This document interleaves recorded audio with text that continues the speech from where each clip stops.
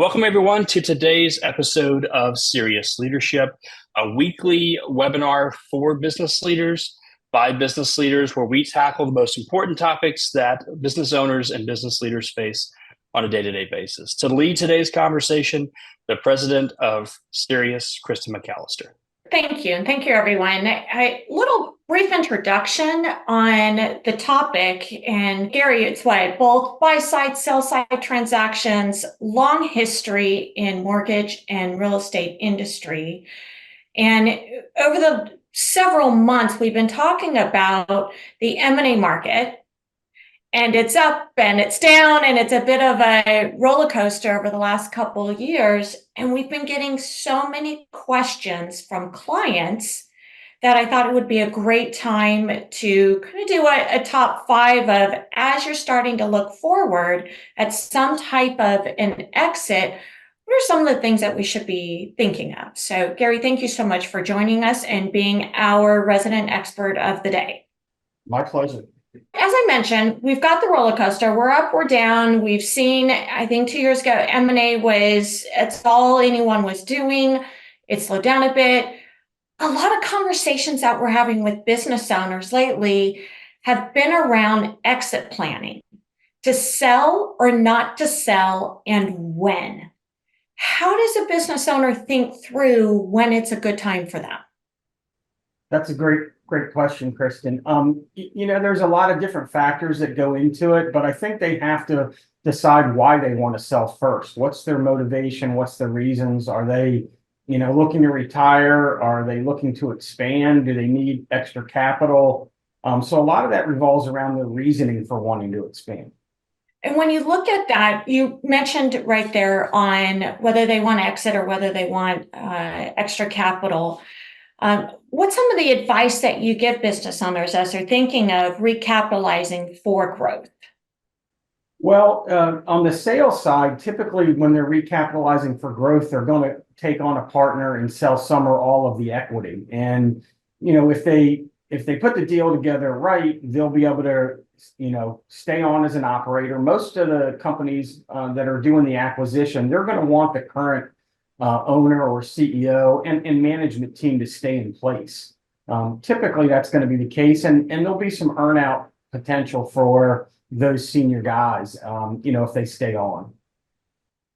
And as they look at whether they want to recapitalize, whether they want to exit and go what I call the flip-flop Fridays and just be hanging out on the beach on Fridays, we've talked about there's a couple different whys to consider as we look at that. And what's that motivating driver as to, is it the price? Is it the timeline? Is it the legacy? You want the people and the company to stay intact as much as you can post-transaction. How often do you see all three, or how do you talk a business owner through, well, do you want price? Do you want to decide on the timeline? Is it 3 months or 3 years, or we want to preserve the legacy here? Yeah, I would say almost never are you going to get all three. So I think you have to focus on the things that are most important. But a lot of times the sellers, they do tend to focus on price. And it's, a lot of times it's their first question: how much can I get for my company? And as crazy as it sounds, that's not the main reason these deals get done. As a matter of fact, it's, if price is the only driving factor for either party, but particularly the selling party, the deal's probably not going to go through. And the reason for that is, if one party is just looking at trying to get the highest number and the other party is just looking for the lowest number, trying to meet in the middle it makes it very tough. And so there usually has to be some other driving factor, something that some kind of a synergy between the two companies. A couple of examples, or one or two examples, might be the acquiring company wants to be in a particular geographic location where the seller is now. That would be a great reason to sell. It would be a great synergy for the companies. Or maybe one of the parties has a technology that the other party needs, or some part of the business that one of the parties needs and the other, has, and it just becomes a good match. And so really the The transactions happen mostly because there is some kind of a match. There's something common connection that draws the companies together. I always tell people, do not start with the money, because if everything else falls in place, the money almost always works itself out. If you start with the money, the other stuff, it becomes much more difficult to get done. So as I'm looking at the why am I looking at selling? Then I go to the what. What is it that what are the synergies that I'm able to get to? And you mentioned geography, you mentioned some of the technology. What are some ways that I can help identify some synergies or opportunities out there in the market? Because I know you do this day in and day out as you go and do the research. So I'm researching on my own. What are some things that I'm looking for in my company that could end up being some potential synergies for acquirers? Yeah, that's going to really vary from not just industry to industry, but from company to company. But, you can start with a broad general rule of what is it about my particular company that is different or special than other companies in a similar industry. And I think if you start there, then you can start looking at companies that would value those things that you do that are special. Which brings us to the next one of the who. We've got the why are we selling? We've got the what is the synergy or the values. Then it's the who. And I hear this a lot, and it surprises a lot of business owners when you have that conversation on the who might be a potential acquirer. Yeah, that's another great question. And depend on the industries. I specialize typically in mortgage, real estate, title, construction, those kinds of industries, banking. So I can kind of address it from that standpoint. And that is, you have to know your industry. You have to know specifics, what is special to your particular industry. And I think you start there. I'd love to dive into that a little more as to what are some of those examples. When you look at the who, you've got the strategic, you've got investors. What are you seeing in the market right now as far as the who might be a potential acquirer, and how's that going to drive my decision making? Again, that's really going to vary from industry to industry. If you have well-established industries like some of the ones I mentioned that have been around for a long time, it's really going to focus on finding a gap in what the seller has within their business and matching that to what the buyer does. In other industries, if you look at the tech industries, those typically can have a wider range of people or companies that would be interested. And so you may see with less mature industries, more newer upstart kind of industries, you'll probably see more venture capitalists get in there. And the venture capitalists are going to do, they're going to look at it really it's just a numbers for them. Are they going to be able to get a return on their investment? That becomes a lot harder to make those deals work, especially for a newer company that doesn't have any, that's not established. If you already have a product on the tech side and you're showing that it's, a viable product that can, that's being sold in the marketplace and being used, you'll have a much better chance of getting some money that way. So when I'm looking at who might be a good fit, how am I tying my why to what I'm selling to the who might be a good fit? Because we've also talked about it's not about the money. That might also be timing. It might be synergies. And we've now got to work with them post-transaction. Yeah, one of the things I always try to educate the sellers on is that this is not a one-time, you can't view this as a one-time transaction. This is not, I'm going in to buy a loaf of bread, I take the bread home and I make a sandwich. This is a long-term business relationship. So even in the situation where you would sell 100% of your company and you would leave and ride off into the sunset, these transactions are, a minimum of 6 months and certainly 12 months and even longer for the larger ones. And so you have to enter this knowing that you're in a business relationship with a person. And because it's a long term, and in most cases, the senior guys are going to stay on. And so it's not just a 6 or 12 month relationship, it's a multi-year relationship. And so the very first thing that you need to do, and it's the most important part of it, it's the same with any relationship, whether it's a personal relationship or any business, you have to get to know the people and you have to make sure that you like them. And if you guys, if the buyer and the seller just don't like each other, it'll make it very tough to have a transaction work.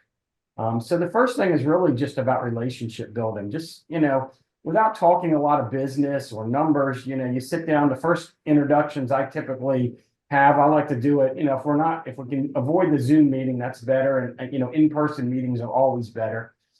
Is just have lunch or dinner, not an office meeting, nothing formal. Just sit down and get to know each other and just see if you have a basic, gut feeling that you kind of like the person. And then you go from there. And you talked about there's a lot of timeline afterwards, and you better, even if you're fully exiting, you want to make sure that you like the individual. That likability can go into the price, that can go into the legacy, as well as the timeline that we discussed. Where does that ramp up start? Because we've had these discussions on clients will come to us, say, I need to sell in 3 months, I need to sell in 3 years. What's the typical timeline? And let's look about that. Let's be ready for what that's going to look like. Yeah, if you're trying to be ready to, and you want to prepare yourself now to sell your company, the things that you really need to do are pretty, I think they're common sense and they're basic, but it's good to say it and just make sure. And that is, make sure all of your practices and procedures are industry standard. Do things, make sure you filed all your tax returns, that you're not on an extension. Make sure that your license and your anything that's a regulatory issue that has to be updated, any approvals, anything like that, make sure everything's up to date. If you have lawsuits, that's okay. A lot of businesses have lawsuits, but make sure that you can tell a story about what's going on with that lawsuit and what the liabilities are. Things like, have an attorney opinion letter written that says, this is the likely outcome of the case. And if your insurance will cover, the lawsuit, then, show the insurance policy that shows that it'll cover it. And then there's, a lot of things that are going to be, typically standard for your industry, but most of the larger companies, especially on the financial side, you're going to need audited P&Ls for audited financials for, a 2 to 3 year period. If you're selling your company and you don't need audited financials for your industry, I would suggest that you get that done now, because the seller is going to want to have that done and it will make the process much easier. Now, stepping back probably a year or two, even more so, a lot of conversations around how do you make sure that the company is not just sustainable, but scalable. When you look at the service type industries or construction industry you mentioned, there tends to be a lot of dependence at the top or on the ownership. What's some of that forward planning, succession planning, those discussions and the advice that you're giving to help them prepare that the value is in the company, not in the ownership? Yeah, that's a great question. And so I think the first thing you do is I break the companies down into 2 different categories. I use a service industry, and then, a product that you're building something. The software kind of, the technology companies kind of, I consider them almost in their own separate category. But we'll talk about the service side first. If you're in a service organization and the number 1 or 2 guys are, responsible for generating a lot of the income for the company, they're not going to the buyer's not going to want them to leave. That's going to be an important component.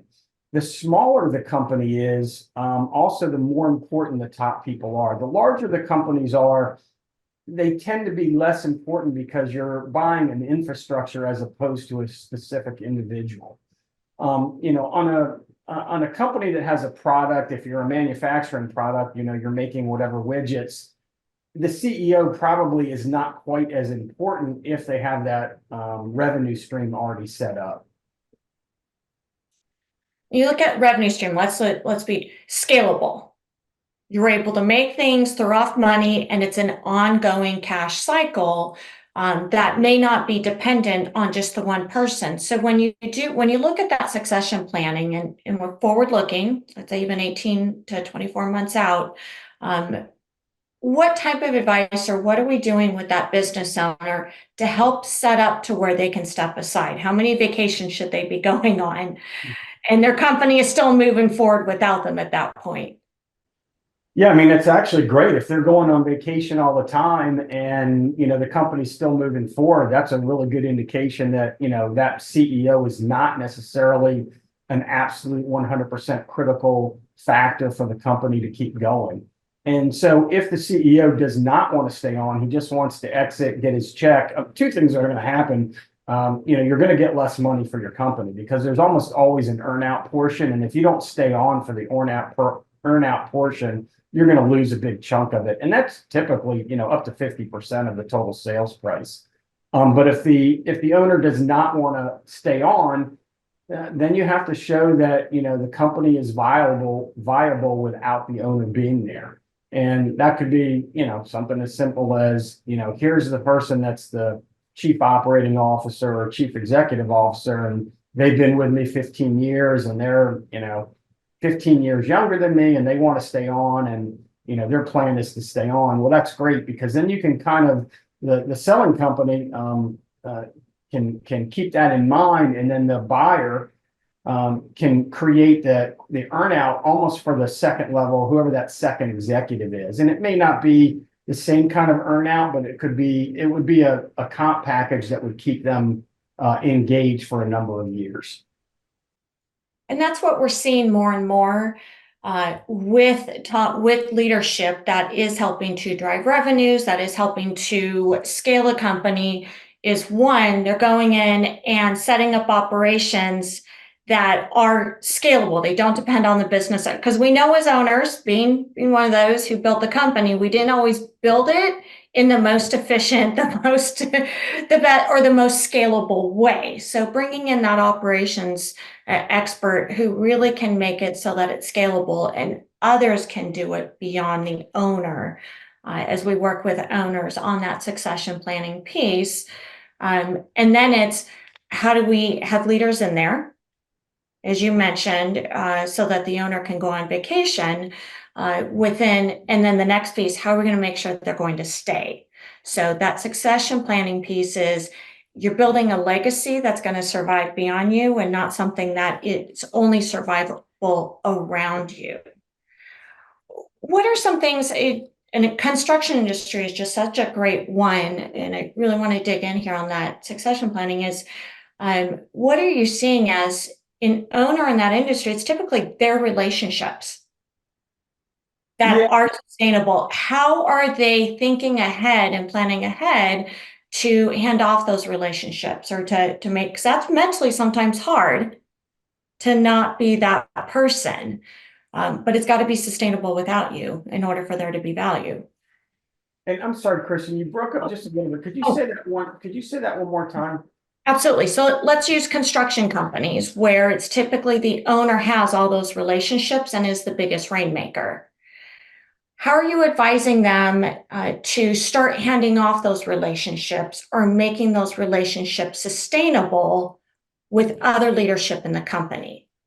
Yeah, that's actually a really tough one. I just completed a transaction kind of with that exact same situation where it was a small construction company. It was really a contracting firm, but they did some smaller construction, and it was a small company, and the owner was one of those guys, as soon as you meet him, you just like everybody likes the guy. And so he was probably getting up to be maybe his mid to late 60s. And he was tired of running the whole business. But he was great at sales and he loved that. And so we just put a deal together where he basically, his full-time job now with the new company is just selling. And that's what he loves. And he doesn't have to do the backroom operation stuff, the accounting and all HR and all those other things that, he wasn't really good at. He didn't like, and he recognized he wasn't good at it. He didn't like it. He was an old construction guy. He'd always done contracting, but over time, he just became more the main sales guy. And so we just put a deal together where, he can keep generating revenue. He can focus, instead of 25 or 50% of his time focused on sales, he can focus 100% of it on that. The acquiring company is great at managing the operations, the construction and all that. They have some really tight processes and procedures. So it was a great way to put a deal together where he got a really big, he got a nice upfront payment. And then over the next 3 years, he got a really generous earnout based on, him increasing the revenue, which I think we're all confident he's going to do. He's going to probably make double or triple what he's been making every year. Plus he got his big earnout, and then he'll, plus he got his big upfront payment. And it's just it's going to be a really good situation for him. But that's really the key is it's a match. It's like a puzzle, and you've got to put those two pieces together. And if you can get a good match like that, where there's some commonality or some niche that makes that deal work, that's where these deals work the best. And that's a perfect example of that kind of situation. And I love how you said it's a puzzle that comes together, where we've got the why are we selling, and a lot of just in meetings recently where the owner said, I'm selling because I don't want to manage and run a company anymore. Yeah. But I still love what I'm doing. I love the industry that I'm in. And that why can mirror up with where the synergies and what synergies they are, and then who they're going to then want a company that can bring in the processes, possibly a strategic, possibly even a competitor. We're seeing a lot of those competitor and consolidation conversations going on as well, of just be open to the conversation, ask a lot of questions, be curious. So we've got the why, we've got the what, we've got the who, and we've got let's make it stable and sustainable and scalable. Now for number 5, this is always the fun one. There's just been a conversation recently where the CEO said, I think my company's worth about $5 million. They did the valuation. It's worth $500,000. How do we get to being realistic? There's a lot of highs and and it could be worth $5 million this year and $500,000 next year. How do you work through the conversation? Yeah, I mean, that's obviously the most common conversation I have with people is, what is my company worth? And, I can give a couple answers. The simple answer is your company is worth exactly what a ready, willing, and able buyer will pay for it. That's what your company's worth. And we can talk about multiples, is my company worth 4 or 7 times what the EBIT is, and, all those kinds of things. And yeah, there's some basic numbers. But I have to tell you, I mean, I've been doing this for a long time, and there really is no standardized formula, because the reasons that these companies want to acquire and the reason that they want to sell are often very, very different from transaction to transaction. And so I've been fortunate enough in the companies that I personally started and sold. I've been fortunate enough that after the deal transaction was done, but both times the buyer said, we overpaid for your company. And I didn't acknowledge that either way, but I understood that if you're doing a math equation, they did. And the reason they did is there was some specific thing they wanted. In the first case, this bank was a regional bank up north, and they bought my mortgage company because they wanted to be in the Washington, D.C. area. And they felt so strongly about expanding their mortgage company in that area that they were willing to overpay for it a little bit. What I thought was overpaying. And so that helped, get the deal along. But it's very hard to tell somebody, what their company's worth. One of the biggest problems I have getting sellers to be realistic is that it's like your house. Everybody thinks their house is the best house, and because they love it and have an emotional attachment.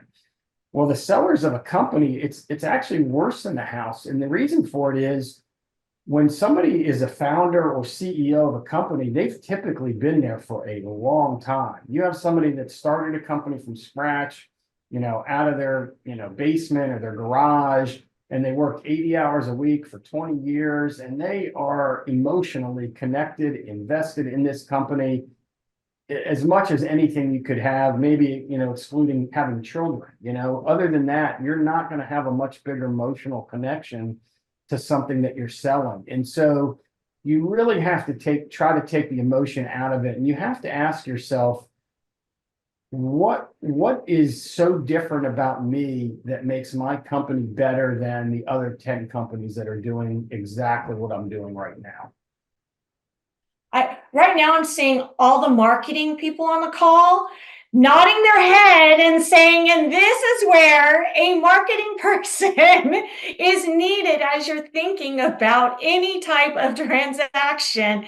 It's all about the story and where the potential value and synergies are. Sorry, I saw the reactions and I had to jump on that one, Gary.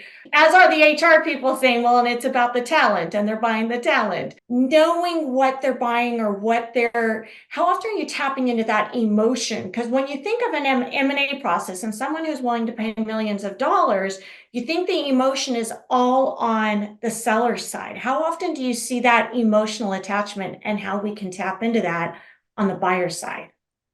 I think the buyers tend to be more pragmatic and they tend to be more skeptical. They're going to be writing a big check. They don't know anything. Typically, they know little to nothing about the company. And believe it or not, everybody can go through the numbers and the P&Ls, and we can have the accountant say, this is the EBITDA number, and this is what the multiple should be. But the thing that you can't see is really the culture and the feel of the company. And the example I'll give is, I would say the single biggest reason that most of these deals go bad after the fact, and this will kind of address what we're talking about if we understand why these deals go bad afterwards. Very common conversation goes something like this. The buying company says, wow, we love this company that we're going to buy. They're the greatest thing since sliced bread. We're going to give them tens or hundreds of millions of dollars, and we love them. And we write a check, we close on the deal. The next day we have a party. Everybody celebrates that we're all partners and we're good. And then day two, the buying company says, you know what? You guys are awesome, and we want to change everything. And it's inherently, that's just a normal thing. It's, somebody gets a kid gets a new present. I always use I come down for Christmas and I see my new present. I want to open it up and rip the page, rip the paper off and start playing with it before I read the directions. And so I always tell companies, for the first 6 months, don't do anything. Create a best practices team from both companies, the acquirer and the seller, and learn about each other, what you guys do good, what you don't, what the other company does better than you maybe. And if you can do that, I think you're going to have a much bigger success than if you come in and just start making changes. And I don't think I answered your question directly, so I apologize for that. No, you brought up a great thing. And as we look back and recap those, what are those 5 things that we should be thinking about as an owner when I'm selling is, my why is the first, and what you just said is so critical, and where we see that earnout not find its way to the full potential is the first 6 months. So much is being changed that we mentally were not prepared for, and we're not making it past that 6 months. I think a year ends up being an absolute threshold, but 6 months. So when we're talking through the why are we selling, is everything stays the same, no one touches it, that legacy of everyone staying and we're all doing the same thing, is that important? Well, then the timing and the price, you got to go find the right person, what those synergies are, and who. That why may really impact that who. So I love that we're going back to that why. Yeah, and I think part of your question was the emotional side on the seller, and I kind of indirectly answered that, which is, the sellers are all excited. Their emotion is they're all excited to buy this new thing and bring it into their company. But they really need to take a step back and just say, hey, let's make sure we know what we bought. We understand on paper what we bought, but the culture from one company to another can be different. Some companies are more laid back, some are more hard charging, and you just have to make sure that you have some commonality before the merger, and then afterwards you need to make sure that you don't just go in and start making a lot of changes, because that really can be a disaster. And I've seen that happen a lot. That companies will come in and make, they think that because they're buying the other company, they think they're so much better and they do everything better, and then they want to change everything. And my conversation is always the same. If you thought they were so great, why are you changing everything? So, but it's just human nature, I think, more than anything. Clearly you've seen my son on Christmas morning, and those directions go flying out the door. We will, on what the seller should or what the buyer should be thinking of, we'll save that for a future one. And Gary, thank you so much. And I think I appreciate that you've simplified it down into let's be clear on our why, not just why we started our company, but why are we now exiting it? What's important to us? What are the synergies? What's the value? What's different? Marketing people are what's different, the differentiator of mine versus some of the others out there. And then who's going to see that value in it? Is it stable and scalable? And am I realistic on what it's worth? And do I really understand the value of it from the acquirer's perspective? Thank you so much, Gary. I know this is not an exhaustive list. Please join the conversation. Click on the link in the chat. We would love to hear from others on the call. We love doing it on LinkedIn, because then those who are not able to participate in the session are able to participate online as well. We're not limited with time. We don't have to cut questions off. So please do click on the chat. Either ask your questions to Gary, particularly in the industry, what's going on in that industry. I always love those trends and insights. And any comments, what would you include on your list to give advice, whether you've been through it and that was your biggest lesson learned, or your advice, the HR, the marketing operations in the room. I'm sure you've seen them go well, you've seen them go really bad. Please comment, share your experiences on the chat in LinkedIn, and we'll see everyone here next Tuesday. Thank you so much for joining us, Gary. I appreciate it. My pleasure. Thank you, Kristen.